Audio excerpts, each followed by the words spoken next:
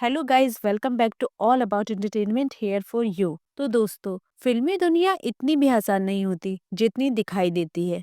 पर्दे पर जो हीरो हीरोइन इतने खुश, इतने अच्छे या इतने दर्द में दिखाई देते हैं, लेकिन कभी सोचा है आपने, जो इंसान दूसरों के दर्द को फिल्मी पर्दे पर इतनी सच्चाई, बखूबी और ईमानदारी से जीते हैं, दिखाते हैं, अगर वही दर्द, दुख उनकी अपनी असली जिंदगी में भी आ जाए तो क्या होगा? उस दिन न कोई हादसा हुआ और ना ही कोई बड़ी बीमारी थी, फिर भी एक लेजेंडरी एक्टर की लाइफ अचानक थम गई। अचानक सब कुछ खत्म हो गया। डॉक्टरों ने कागजों पर लिखी वजह हार्ट अटैक, लेकिन जो लोग उनके करीबी थे वो कहते हैं कि असल वजह कुछ और ही थी। ये कहानी है एक ऐसे एक्टर की जिन्हें कभी कोई भुला नहीं सका, और वो थे बलराज साहनी जी, हिंदी सिनेमा के सबसे सच्चे एक्टर, सबसे अच्छे एक्टर।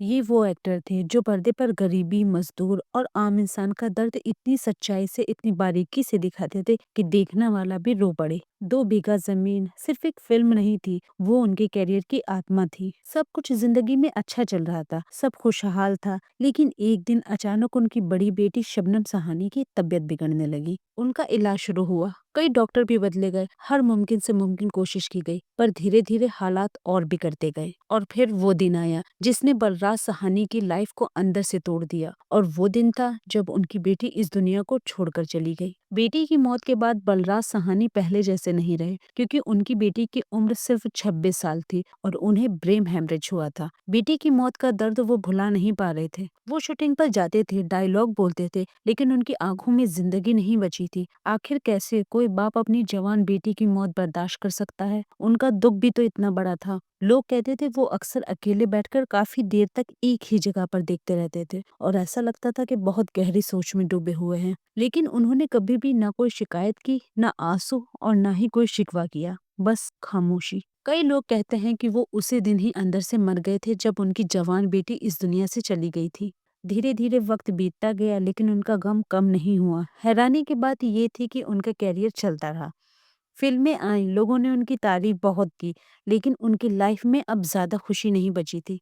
अब वो बहुत कम हंसते थे, लोगों से मिलना कम कर दिया था, और ज्यादातर चुप ही रहते थे और अंदर ही अंदर घुटते रहते थे।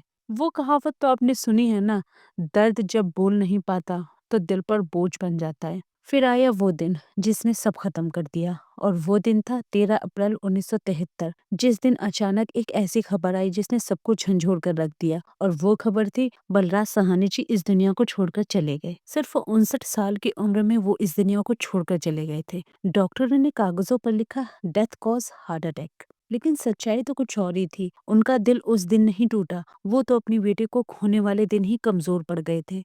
मेरी ऊपर वाले से यही दुआ है कि कभी भी किसी को ऐसा गम ना दे।